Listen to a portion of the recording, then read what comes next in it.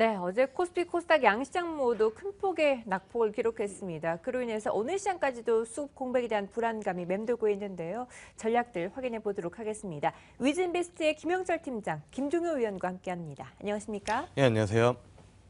네, 외국인이 큰 폭의 매도로 돌아서면서 코스피도 2100포인트 초반까지 내려왔고 코스닥도 결국 700포인트를 이탈하고 말았습니다.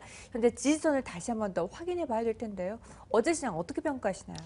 사실 어제 개인적으로 보기에는 어제 시장 같은 경우에 하락폭은 좀 과도하지 않았나 이렇게 좀 보고 있고요.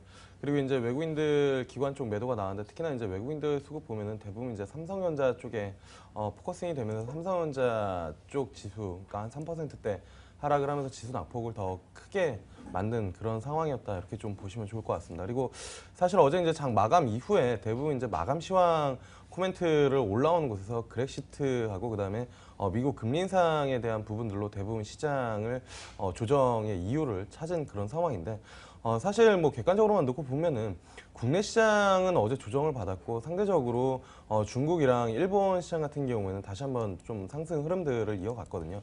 그렇다라고 하면 단순하게 생각을 했을 때 미국이 정말로 유동성을 축소를 하고 이머징 국가나 아니면 각국에서 자금들이 빠져나간다라고 했을 때 국내에서만 빠져나가고 일본에서나 미국 같은 경우에 중국 같은 경우에는 빠져나가지 않는다. 상식적으로는 생각하기 좀 어려운 부분들이거든요.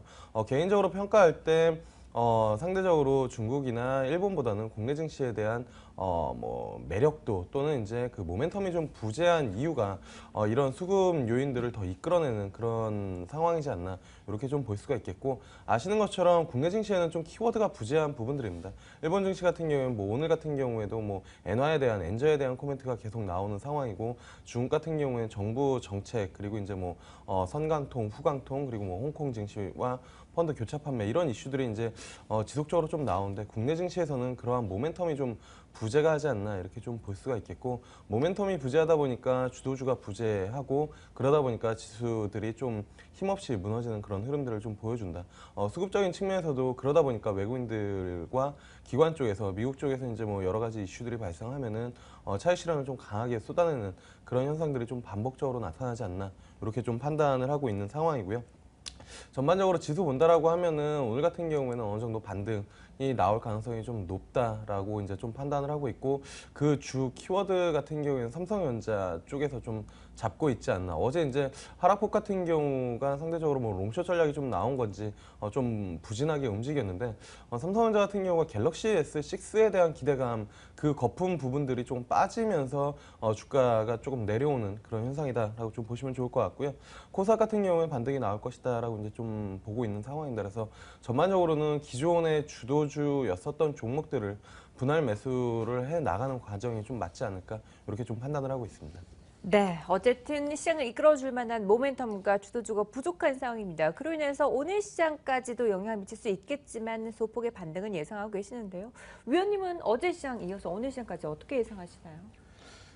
여기서 뭐 지수가 밀려서 2,000선까지 뭐 한 번에 가는 그런 조정이 올까요? 저는 뭐 그런 가능성은 없다라고 보고 있고, 뭐 미국 증시도 지금 당장 뭐 금리를 올리는 것은 아니기 때문에 서서히 뭐 이성을 찾기 시작하면 뭐 미국 시장도 올라가는 건 좀 힘겨울지 몰라도 뭐 그렇게 급락할 가능성은 별로 없다라고 보고 있습니다. 거기다 중국 증시의 뭐 최근에 과열 양상을 뭐 고려해 보면 우리 증시도 뭐 지수 기준으로는 뭐 크게 밀릴 것 같지 않은데 문제는 종목 리스크라는 거죠.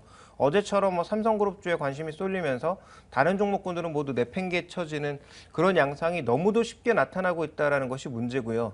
또 하나 그 문제가 나타나고 있는 가장 근본적인 원인은 코스닥 시장에 너무 말도 안 되게 높아져 버린 밸류에이션 자체가 문제인 겁니다. 그러니까 이들 종목은 언제 패대기 쳐도 수익률도 나고 이들 종목을 버려도 그리고 다른 종목으로 옮겨 타도 괜찮다라고 생각하는 사람들이 너무 많기 때문에 앞으로도 종목 리스크는 계속 이어질 수 있다라는 거죠. 그래서 금리가 상승되면서 뭐 재무구조가 불안하다든지 아니면 밸류에이션 자체가 불안했던 종목군들은 더 급전직하할 수 있기 때문에 저는 뭐 지수 리스크가 중요하지 않고 종목 리스크가 중요하다. 내 계좌에 이런 종목 리스크가 확대될 수 있는 종목이 있다면 그들 종목에 대해서는 오히려 반등 시에 비중을 조금 줄여놓는 게 정신건강에 좋지 않을까라고 보고 있습니다. 네, 종목 리스크에 주의하면서 비중을 축소하는 전략을 제시해 주셨습니다. 자, 코스피뿐만 아니라 코스닥도 어제 700선을 이탈하면서 장중에는 696포인트까지 밀리면서 불안감이 맴돌았습니다. 예. 그 안에서도 반도체 관련주들은 오히려 강한 흐름을 보여줬는데요. 원익 IPS 같은 경우에도 최고치를 기록하는 모습이었고 테스 같은 종목들도 다시 반등을 모색하고 있습니다. 비어있는 주도주에 다시 들어올 수 있을까요? 어떻게 보시나요? 뭐 답변부터 드리면은 일단 주도주로의 그 뭐 부각은 조금 어렵지 않을까 이렇게 좀 볼 수가 있겠는데요. 사실 이제 어제 반도체주 종목들이 좀 강하게 상승을 했었던 이유는 첫 번째로는 그 이제 필라델피 반도체 지수가 최근에 좀 강한 흐름들을 이어왔다라는 부분들이고 SK 하이닉스 쪽의 외국인들의 매수세가 꾸준하게 들어오면서 SK 하이닉스가 좀 가면은 반도체 장비주도 추가적으로 좀 가지 않을까라는 그런 부분들이 좀 작용을 하지 않았나. 그리고 하반기 실적에 대한 기대감이 이제 좀 같이 작용하지 않았나 이렇게 좀 보겠는데요.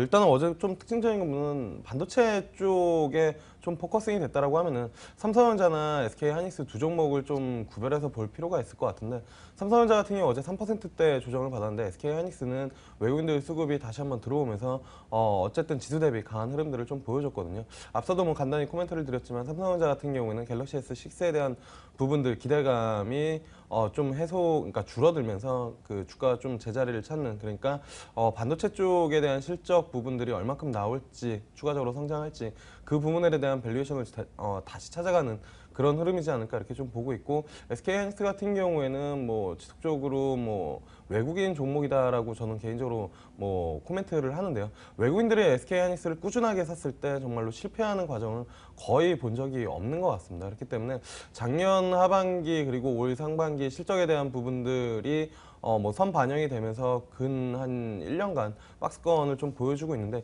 이번에는 돌파를 할 가능성이 좀 높지 않나.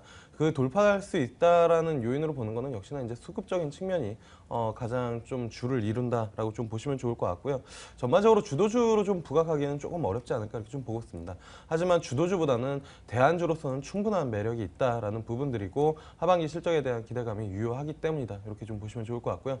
뭐 그 탑픽 종목으로 본다라고 하면은 SK 하이닉스 그리고 장비 쪽에서는 원익 IPS 그리고 검사 장비 쪽에서는 유니테스트 이렇게 한 세 종목 정도가 탑픽이 되지 않을까 이렇게 좀 판단하고 있습니다. 네, 반도체 관련주들 주도주는 아니지만 대체주로서는 아직까지 유효하다라는 평가와 함께 SK하이닉스와 원익 IPS, 유니테스트를 그 관심 종목으로 꼽아주셨습니다.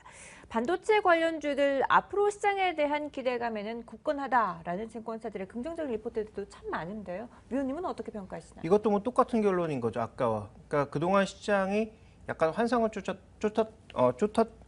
이렇게 발음이 잘 안 되는데 그 환상을 쫓아갔다면 이제는 숫자로 돌아선 거죠. 왜냐하면 네. 이 반도체는 실제로 투자가 나오고 실적이 나오거든요. 그러니까 시장이 불안할 때는 확실하게 눈에 보이는 숫자 쪽으로 돌아온 것이라고 보시면 될 것 같고요.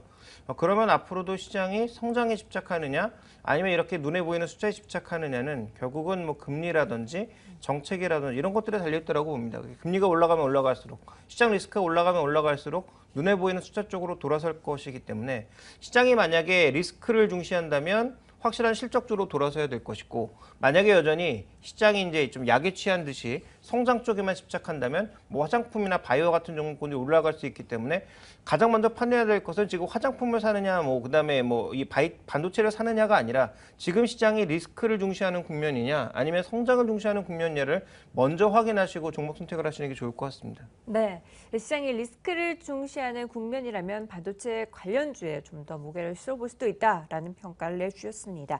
자, 어쨌든 어제 시장은 큰 폭의 하락을 기록하면서 투자자들 울상 짓는 분들이 참 많으셨을 것 같은데 오늘 시장 어떨지는 모르겠습니다. 뚜껑을 열어봐야겠지만 그 안에서도 든든하게 버텨줄 만한 업종과 종목은 있겠죠. 사실 이제 뭐 저는 개인적으로 아직까지 시장은 조금 성장에 포커싱을 좀 맞춰야 되지 않을까 이렇게 좀 보고 있는 상황인데요. 일단은 기존 주도주들이 추가적으로 상승한다라는 개념보다는 새로운 성장 섹터 쪽에서 주도 업종이 다시 한번 좀 나오지 않을까 이렇게 좀 보고 있는데 뭐 보고 있는 업종은 컨텐츠 그리고 음식료, 헬스케어 그러니까 구조적으로 성장할 수밖에 없는 그런 산업군 섹터 내에서는 좀 종목들을 압축해서 좀 찾아나가는 그런 과정이 필요하지 않을까 이렇게 좀 보고 있고 뭐 단기적으로 관심 있게 좀 보고 있는 종목은 흥하해운이라는 종목입니다. 사실 이 앞전에 한 3,000원대 추천을 한번 드렸었던 종목인데 그 이후로 이제 한 4,000원대까지 갔다 다시 그 자리에 왔기 때문에 말씀을 드리는 부분들입니다. 1분기 실적이 전년 동기 대비 한 영업이익 기준으로 900%가 증가를 했기 때문에 지금 주가 지수는 충분히 좀 저평가되어 있다라고 좀 보고 있는 상황이고요. 그 다음에 이제 그 물동량 증가 그리고 그렇기 때문에 연간 실적에 대한 기대감이 유효하다라는 부분들입니다. 그리고 국제유가가 여기서 추가적으로 강하게 반등하기보다는 박스권만 이루어준다라고 하면은 실적에 대한 부분들 크게 걱정할 필요가 없다라는 부분들에서 흥하에온 뭐 충분히 접근 가능하지 않을까 이렇게 좀 보고 있습니다. 네, 성장이라는 단어에 아직까지 모멘텀은 유효하다라고 평가해 주셨고 그 안에서 관심 종목으로는 흥하해운을 꼽아주셨습니다. 관련된 부분들 참고해서 살펴보시기 바라겠습니다. 네, 지금까지 위즈인베스트의 김영철 팀장, 김종효 위원과 함께했습니다. 말씀 감사합니다. 네, 감사합니다.